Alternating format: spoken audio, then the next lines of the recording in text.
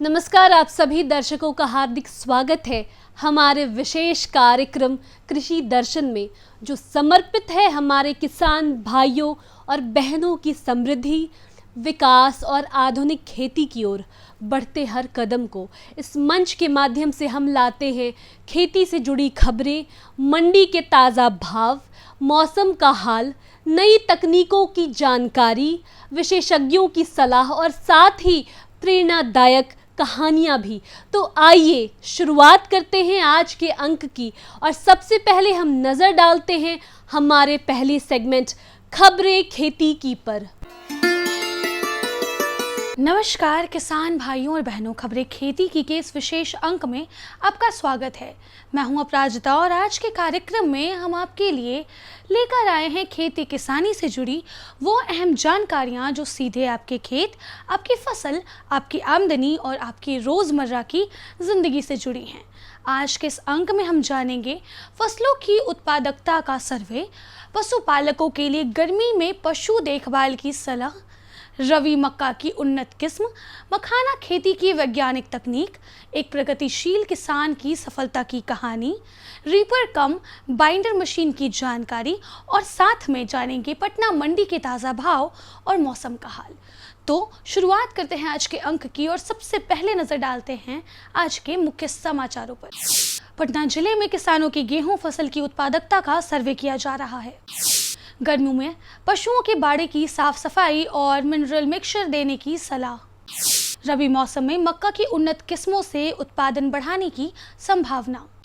वैज्ञानिक तरीके से मखाना की खेती करने पर उत्पादन में वृद्धि। पटना के प्रगतिशील किसान गर्मा मिर्च की खेती से कमा रहे अच्छा मुनाफा।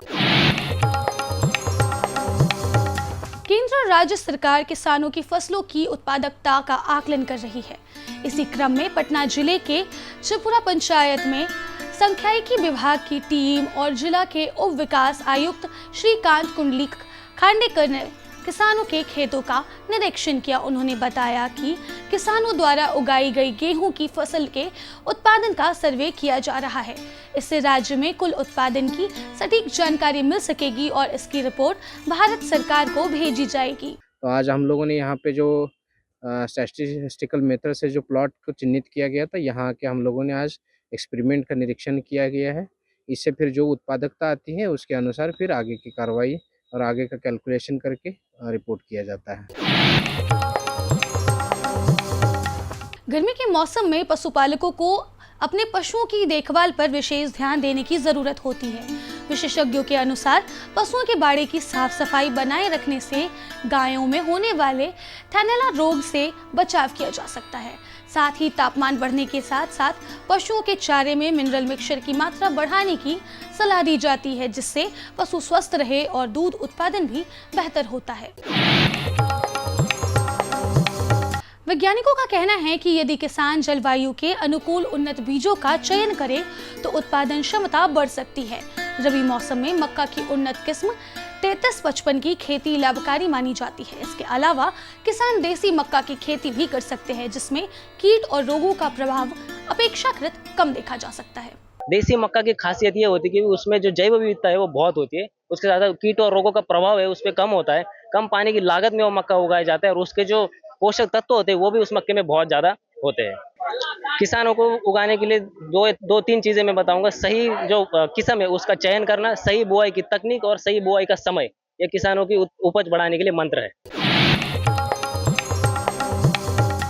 मखाना की खेती वैज्ञानिक तकनीक अपनाकर करने से उत्पादन में वृद्धि की संभावना रहती है। बिहार में मखाना की खेती दो तरीके से की जाती है, एक तालाब आधारित प्रणाली और दूसरा खेत की स्थिति में की जाने वाली खेती।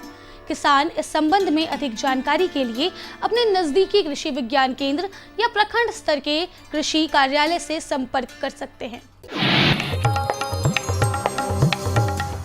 पटना जिले के खुशरूपुर गांव के प्रगतिशील किसान दिलीप कुमार ने 15 कट्ठा जमीन में गर्मा मिर्ची की खेती कर अच्छी आमदनी प्राप्त की है। उनका कहना है कि गर्मा मिर्ची की खेती से एक ही खेत में 3 बार उत्पादन मिल जाता है, जिससे लागत कम और लाभ अधिक होता है। ये खेती में हम 3 फसल उगाते हैं। ये टोटल 15 कट्ठा खेत है और इसमें 3 फसल हम उगाते हैं। इसमें साग एक बिक चुका है और इससे पहले धनिया था और गर्मा मिर्च अभी देख रहे हैं। और इसका अभी जो सीज़न चल रहा है तो इस समय रेट अच्छा मिल जाता है गर्मा मिर्च में। और सबसे बड़ा बेनिफिट है कि इस मतलब कि 2 फसल और हम इसमें से निकाल लेते हैं और 3 फसल हमें एक ही लागत में 3 फसल उपजा लेते हैं, तो ये हमारे लिए बेनिफिट है। खेती में आधुनिक यंत्रों का उपयोग किसानों के समय और मजदूरों की कमी को पूरा करने में सहायक हो रहा है। ऐसे ही एक उपकरण है रीपर कम बाइंडर। यह मशीन फसल की कटाई के साथ साथ बोझा भी बांध देती है, जिससे कटाई का काम तेजी और समय पर पूरा हो जाता है। ये आपको धान, गेहूं, सरसों, तीसी, जई ये फसल को काट करके बोझा बांध देता है। के बाजार में 1 लीटर में कितना चलता है ये आपको 1 एकड़ कटाई 1 घंटा में करेगा और 1 लीटर डीजल की खपत होगी। अब बात करते हैं पटना बाजार समिति की आलू प्याज मंडी के ताज़ा भाव की। नया लाल आलू 2000 रुपये प्रति क्विंटल, नया सफेद आलू 1800 रुपये प्रति क्विंटल, नासिक प्याज 2400 रुपये प्रति क्विंटल और लोकल प्याज 2000 रुपये प्रति क्विंटल। मौसम विभाग के अनुसार आज बिहार के अधिकांश जिलों में मौसम गर्म और शुष्क रहने की संभावना है। दिन में तेज धूप रहेगी और तापमान में बढ़ोतरी देखने को मिल सकती है। राजधानी पटना सहित आसपास के क्षेत्रों में अधिकतम तापमान लगभग 42 से 43 डिग्री सेल्सियस और न्यूनतम तापमान 24 से 26 डिग्री सेल्सियस के आसपास रहने का अनुमान है। हवा हल्की से मध्यम गति से चलेगी और बारिश की संभावना कम रहेगी। बढ़ते तापमान को देखते हुए किसान भाई फसलों की समय समय पर सिंचाई करे और सब्जी फसलों में नमी बनाए रखे। साथ ही पशुओं को गर्मी से बचाने के लिए छायादार स्थान और पर्याप्त स्वच्छ पानी का व्यवस्था जरूर करें। तो ये थी आज की प्रमुख खेती बाड़ी से जुड़ी खबरें, मंडियों के ताज़ा भाव और मौसम का पूर्वानुमान। साथ ही हमने जानी कुछ नई तकनीकें और मशीनें जिनसे खेती और पशुपालन को और अधिक सशक्त और लाभकारी बनाया जा सकता है। और हाँ, हमें मिली एक किसान की प्रेरणादायक सफलता की कहानी भी, जिसने साबित किया कि परंपरागत खेती भी अगर सही तरीके से की जाए तो बेहतर मुनाफा और पहचान दोनों मिल सकते हैं। अब समय है हमारे अगले सेगमेंट का, जिसमें हम जुड़ेंगे एक और महत्वपूर्ण जानकारी के साथ। यह विषय न सिर्फ खेती किसानी से जुड़े लोगों के लिए महत्वपूर्ण है, बल्कि इससे जुड़ी बातें भी आने वाले समय में नए अवसरों के द्वार भी खोल सकती है। तो आइए विस्तार से समझते हैं इस विषय को हमारे विशेषज्ञ के माध्यम से। नमस्कार दोस्तों, मैं अपराजिता स्वागत करती हूं आप सभी दर्शकों का आर्थिक समृद्धि के उद्देश्य को समर्पित हमारे डीडी बिहार के लोकप्रिय कार्यक्रम कृषि दर्शन में। दोस्तों, जैसा कि हम सभी जानते हैं, आज के समय में कृषियों की आय बढ़ाने के लिए, किसानों की आय बढ़ाने के लिए केवल किसानी काफ़ी नहीं है। तो ऐसे में पशुपालन एक बहुत ही अच्छा स्रोत माना जा सकता है और पशुपालन से जुड़ी तमाम ज़रूरी बातों के लिए, खास करके दूध उत्पादन से लेकर के डेयरी फार्मिंग तक सारी चीज़ों के बारे में जानने के लिए आज हमारे साथ मौजूद है associate professor Bihar veterinary college Patna के डॉक्टर संजय कुमार जी। तो स्वागत है संजय जी आपका हमारे कार्यक्रम में। संजय जी, सबसे पहले हम जानना चाहेंगे पशुपालन के बारे में और जानना चाहेंगे कि कौन सी नस्लों की गाय का चयन करना चाहिए, कौन कौन सी ऐसी महत्वपूर्ण बातें हैं जो गायों की नस्लों का चयन करते समय हमें अपने दिमाग में रखना चाहिए ताकि जो हमारे पशुपालक भाई हैं उनको सुविधा हो सके। दर्शकों को मेरा नमस्कार। बहुत अच्छा प्रश्न रहा। जहाँ तक गोपालन का सवाल है, बिहार में गोपालन बहुत अच्छी तरह से किया जा सकता है, लेकिन बिहार की आबो हवा एवं मौसम को देखते हुए नस्ल का चुनाव करना बहुत ज़रूरी है, क्योंकि नस्ल के चुनाव में अगर कोई मिस्टेक हो गया तो सारा प्रोग्राम गड़बड़ा जाता है। बिहार में अत्यधिक गर्मी भी पड़ती है और अत्यधिक ठंड भी पड़ती है। ऐसे में वह नस्ल जो हमारी देसी नस्ल है, जिसमें साहिवाल, सिंधी और अगर क्रॉस ब्रीड की बात करें तो जर्सी, यही 3 नस्ल जो है मैं रिकमेंड करना चाहूँगा, क्योंकि ये बहुत अधिक गर्मी और बहुत अधिक ठंड में भी बिहार की आबो हवा में एडजस्ट कर लेती है, कम बीमार पड़ती है, समय पर बच्चा देती है और दूध भी इसका बहुत अच्छा प्रोडक्शन है। तो इस तरह की गाय ही रखना हम बिहार वासियों के लिए, बिहार के ग्रामीण परिवेश को देखते हुए, जहाँ पर बिजली की व्यवस्था भी 24 घंटे नहीं है, अत्यधिक गर्मी में पंखा का 24 घंटा व्यवस्था नहीं हो पाता है, तो ऐसी स्थिति में वैसी गाय ही रखें जो बिहार की आबो हवा में एडजस्टेड हैं। जैसे बताए आपको साहिवाल, सिंधी, और अगर क्रॉस ब्रीड में जाना हो तो आप जर्सी रख सकते हैं। लेकिन क्रॉस ब्रीड में आपको जो है होल्स्टीन फ्रीजियन हम रिकमेंड नहीं करेंगे, क्योंकि यह अत्यधिक गर्मी और अत्यधिक सर्दी नहीं सह पाता है। इसमें जो है बीमारी से बचाव का, अपना रोकथाम का जो शक्ति है वो भी कम होता है, जल्दी बीमार पड़ जाती है, इसको बार बार पाल देना पड़ता है, कई बार इसका पाल भी फेल हो जाता है और वो हर साल बच्चा नहीं दे पाती है, और जब बीमार पड़ती है तो जल्दी ठीक भी नहीं हो पाती। तो ऐसी स्थिति में HF को छोड़ते हुए आप इस 3 नस्लों पर ध्यान देते हुए वैसी गाय ही चुनें। इस तीनों नस्ल को मैं रिकमेंड करूंगा बिहार के आबो हवा और वातावरण को देखते हुए। तो जैसा कि सर ने बताया कि सिंधी, साहिवाल और जर्सी गाय, ये 3 नस्लों की गायों का चयन आप कर सकते हैं। तो सर जब हम इन नस्लों का चयन कर रहे हैं तो क्या ऐसी कोई चीज़ और है, जैसे उम्र उनकी हो गई, कब हमें गायों को लेना चाहिए? क्या वो अब तुरंत पैदा होकर खड़े हुए तब, या फिर कुछ समय बाद, मतलब कब हमें गायों को लेना चाहिए, कब हमें खरीदना चाहिए और किस तरह से उनका पालन पोषण करना चाहिए, किस तरह के आहार उन्हें प्रदान करना चाहिए हमें? आमतौर पर गाय जो है 9-10 बियान तक दूध देती है। कहने का मतलब है कि एक गाय की औसत उम्र लगभग 14-15 वर्ष तक होती है। 2 वर्ष से 2.5 वर्ष में वो पहली बार बच्चा देती है, और उसके बाद अगर वो सब तरह से ठीक रहे तो हर वर्ष लगभग एक बच्चा देती है। तो आप बच्चा देने के बाद ही दूध का उत्पादन होता है। तो ऐसी स्थिति में अगर गाय हम चुन रहे हैं वह अगर 3-4 साल के उम्र का ही हो, तब हम उसमें 9-10 वर्ष तक दूध पा सकते हैं। और अगर गलती से हम अगर 10-12 वर्ष की गाय अगर ले लें तो हम 2 वर्ष से ज़्यादा दूध नहीं पाएंगे। अतः उम्र का खास ध्यान देखते हुए ही गाय का चयन करना चाहिए। उम्र पहचानने के लिए सबसे ज़रूरी चीज़ है उनके दांत। जब गाय 2-2.5 वर्ष की होती है तब उसका पहला पक्का दांत जो थोड़ा पीला और चौड़ा होता है वह आ जाता है, जो हम मुंह खोल के देख सकते हैं। तो कहने का मतलब है ये 2 दांत या 4 दांत की गाय सही उम्र की होती है, जिससे हम अधिक समय तक उसका दूध प्राप्त कर सकते हैं। अधिक समय तक वो आपके पास रहेगी और अधिक बच्चे देगी, अधिक दूध पाइएगा। तो मैक्सिमम बेनिफिट तभी मिलेगा जब उसका उम्र सही हो, और उम्र का पहचान है 2 से 4 पक्की दांत। वह आप उसका मुंह खोल के देख सकते हैं। पक्का दांत का पहचान ये है कि वह थोड़ा पीला होगा, चौड़ा होगा और थोड़ा बड़ा होगा, और दूध के दांत सफ़ेद और छोटे होते हैं। तो इसका अंतर देखते हुए आप 2 से 4 दांत मुंह खोल के देखें गाय का, तब पता चलेगा कि वो सही है, और उसी उम्र को अंदाज़ा लेते हुए गाय का चयन करें। इससे आपको अधिक समय तक अच्छा दूध मिलेगा। उसके अलावा गाय जो है उसका बनावट शरीर का देखिए। जो गाय आगे से सकरा और पीछे से चौड़ा हो वो अधिक दूध देती है। तो उसका शारीरिक बनावट जिसको हम वेज शेप कहेंगे, आगे से सकरा पीछे से चौड़ा। तीसरा चीज़ है कि उसका चमड़ी को पकड़ के देखिए। जिस गाय में अधिक चर्बी है शरीर में वह दूध कम देगी, जिसका जो है शरीर में चर्बी कम है वह अधिक दूध देगी।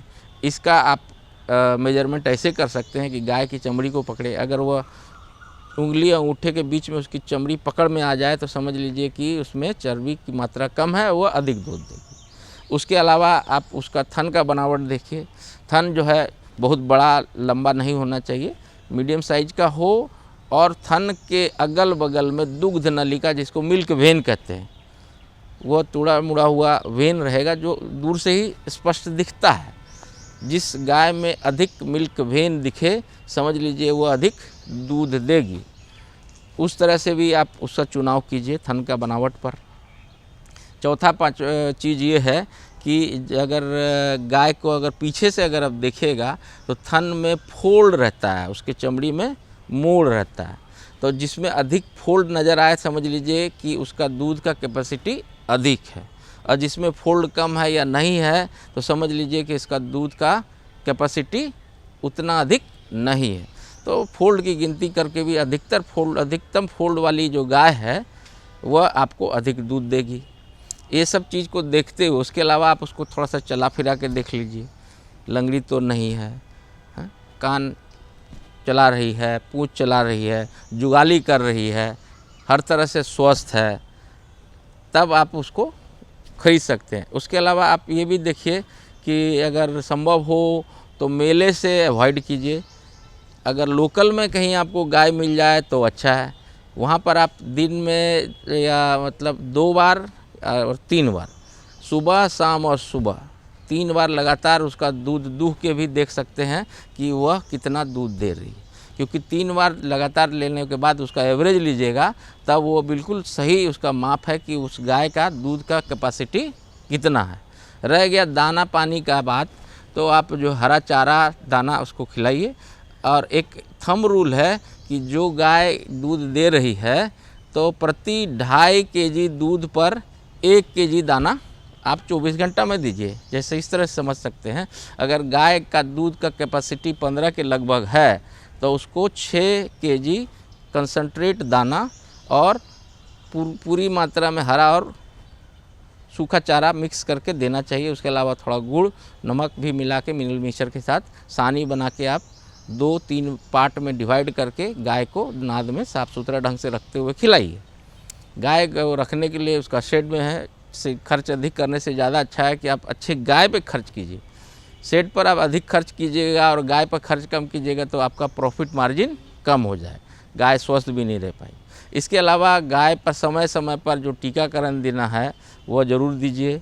जैसे आपको शुरू में गाय का जो है बच्चा अगर है तो पिपराजिन उसको पिलाया जाता है ताकि उसको पेट में कृमि नहीं हो।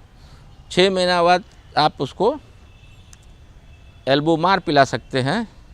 उसके बाद हर साल पानाक्योर 3000 mg का जो है टैबलेट आप देते रहिए ताकि पेट में कृमि नहीं हो। इससे गाय स्वस्थ रहेगी, जो कुछ खाएगी उसके शरीर में लगेगा और दूध की मात्रा बढ़ेगी, बीमार भी नहीं होगा, कमज़ोर भी नहीं होगा और गाय स्वस्थ रहेगी। तो सर आपका बहुत बहुत धन्यवाद, आपने पशुपालन के बारे में इतनी जानकारियाँ दी, उनकी उम्रों के बारे में बताया, उन्हें कैसे रख रखाव करना है, ये सारी चीज़ों के लिए आपका बहुत बहुत धन्यवाद। तो मैं आपके एंकर अपराजिता विदा लेती हूँ आप सभी से, और फिर मिलते हैं एक नए एपिसोड में बिल्कुल एक नए विषय और नए विशेषज्ञ के साथ। तब तक के लिए बने रहें कृषि दर्शन के साथ डीडी बिहार पे। नमस्कार। तो किसान भाइयों, डीडी बिहार के कृषि दर्शन कार्यक्रम में आज डॉक्टर रामबाबू शर्मा ने आपको जो ग्रीष्मकालीन सब्जियों में होने वाले कीट रोग और उनके प्रबंधन के बारे में जानकारी दी, इसके लिए डॉक्टर रामबाबू शर्मा आपको बहुत बहुत धन्यवाद। विशेषज्ञ से मिली ये उपयोगी जानकारियां निश्चित रूप से आपके लिए लाभकारी सिद्ध होंगी। अब समय है एक छोटे से विराम का। आप कहीं जाइएगा मत, क्योंकि ब्रेक के बाद हम लौटेंगे और भी रोचक और उपयोगी जानकारी के साथ। बने रहिए हमारे साथ कृषि दर्शन में। हर जोखिम से निकल कर फसल आए, सुरक्षित हो जाए। फसल बीमा से हर किसान अब आत्मनिर्भर हो जाए। अब सूखा पड़े या बाढ़ आ जाए, कोई डर नहीं। अब ओले पड़े या कीट पतंगे फसल खा जाए, कोई फिक्र नहीं। अब कैसी भी आपदा हमारी फसल पे आ जाए, क्षति होने पर हमारे दावों का उचित भुगतान मिलता है, क्योंकि हमने लिया है प्रधानमंत्री फसल बीमा। बुआई से फसल कटाई तक हर जोखिम का दावा, न्यूनतम प्रीमियम पर अधिकतम भुगतान का वादा। योजना से हर साल जुड़ रहे हैं 5 करोड़ से ज्यादा किसान। अब आपकी है बारी। नजदीकी कृषि कार्यालय, सहकारी समिति, बैंक शाखा, अधिकृत बीमा कंपनी या जन सेवा केंद्र में स्वेच्छा से करा सकते हैं पंजीकरण। फसल बीमा पोर्टल या फसल बीमा ऐप द्वारा भी किया जा सकता है पंजीकरण। प्रधानमंत्री फसल बीमा योजना, आपकी फसलों का संपूर्ण सुरक्षा कवच। कृषि एवं किसान कल्याण मंत्रालय, भारत सरकार। ब्रेक के बाद एक बार फिर से स्वागत है आपका हमारे खास कार्यक्रम कृषि दर्शन में। अब पेश है हमारा अगला सेगमेंट, एक संक्षिप्त लेकिन ज्ञानवर्धक फीचर फिल्म जिसमें हम देखेंगे खेती से जुड़े महत्वपूर्ण विषय पर एक रोचक प्रस्तुति। तो आइए देखते हैं आज की यह विशेष फिल्म। किसानों के चेहरे पर खुशहाली, हर खेत को मिल रहा है पानी। ये है न्यू इंडिया की कहानी। फसलों की भरपूर पैदावार के लिए बीज और खाद के साथ साथ जल एक महत्वपूर्ण कारक है। पानी की बचत न केवल मिट्टी के स्वास्थ्य में सुधार करती है बल्कि उत्पादकता बढ़ाने और पर्यावरणीय लाभ प्रदान करने में भी मदद करती है। इसके अलावा पानी की उतनी ही मात्रा से लंबे समय तक सिंचाई तथा विस्तारित क्षेत्र में सिंचाई करने में भी मदद मिलती है। इसे ध्यान में रखते हुए माननीय प्रधानमंत्री श्री नरेंद्र मोदी जी के दूरदर्शी नेतृत्व में कृषि एवं किसान कल्याण मंत्रालय ने साल 2015-16 में पर ड्रॉप मोर क्रॉप यानी प्रति बूंद अधिक फसल योजना लागू की थी। पर ड्रॉप मोर क्रॉप पर सरकार का बहुत जोर है और ये समय की मांग भी है। साथियों, माइक्रो इरिगेशन भी इनपुट कॉस्ट कम करने का और ज्यादा प्रोडक्शन का बहुत बड़ा माध्यम है और एक प्रकार से एनवायरनमेंट की भी सेवा है। सूक्ष्म सिंचाई के माध्यम से उपलब्ध जल संसाधनों के उपयोग को इष्टतम किया जा रहा है। इसका उपयोग सटीक सिंचाई और बेहतर ऑन फार्म जल प्रबंधन प्रथाओं को बढ़ावा देने के लिए भी किया जा रहा है। सूक्ष्म सिंचाई का ये तरीका भंडारित जल के संरक्षण और प्रबंधन में भी मददगार है। सूक्ष्म सिंचाई को दो तरीकों से अपनाया जाता है। पहला, ड्रिप इरिगेशन। इस तकनीक में पानी को पौधों की जड़ों पर बूंद बूंद करके पहुंचाया जाता है। इस कार्य के लिए पाइप, नलियां तथा एमीटर का नेटवर्क लगाना पड़ता है। इसे टपक सिंचाई या बूंद बूंद सिंचाई भी कहते हैं। दूसरा तरीका है स्प्रिंकलर इरिगेशन। इस तकनीक में दबाव के तहत पानी का छिड़काव किया जाता है और बारिश के रूप में पाइपों के नेटवर्क से जुड़े नोजल सेट के माध्यम से पौधों पर बरसाया जाता है। योजना के मूल्यांकन से पता चला है कि माइक्रो इरिगेशन से जल उपयोग दक्षता में लगभग 30 से 70% तक सुधार हुआ है। विभिन्न फसलों की उत्पादकता में 9 से 60% तक की वृद्धि हुई है तथा गुणवत्ता भी बढ़ी है। किसानों की आय में 10 से 69% तक की बढ़ोतरी हुई है। पंपिंग में विद्युत ऊर्जा और डीजल की बचत हो रही है।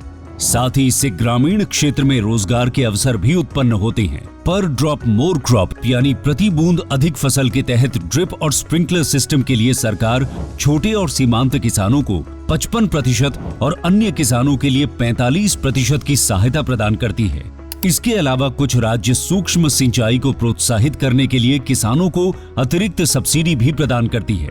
इसे लगाने के लिए एक लाभार्थी को अधिकतम 5 हेक्टेयर क्षेत्र में सूक्ष्म सिंचाई हेतु सहायता मिलती है।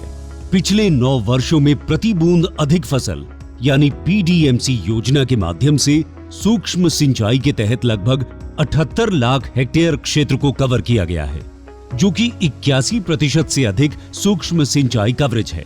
इसके अलावा सूक्ष्म सिंचाई के कवरेज के विस्तार के लिए नाबार्ड के साथ मिलकर 5,000 करोड़ रुपए की सूक्ष्म सिंचाई कोष यानी MIF बनाया गया है एवं इस कोष को 10,000 करोड़ रुपए तक बढ़ाना प्रस्तावित है। पर ड्रॉप मोर क्रॉप योजना का लाभ पाने हेतु अपने नजदीकी कृषि एवं उद्यान विकास के कार्यालय से संपर्क करें। माननीय प्रधानमंत्री श्री नरेंद्र मोदी जी के मार्गदर्शन में देश का किसान अब आत्मनिर्भर होकर खुशहाली की ओर अग्रसर है। देश अब संकल्प से सिद्धि की ओर बढ़ चला है।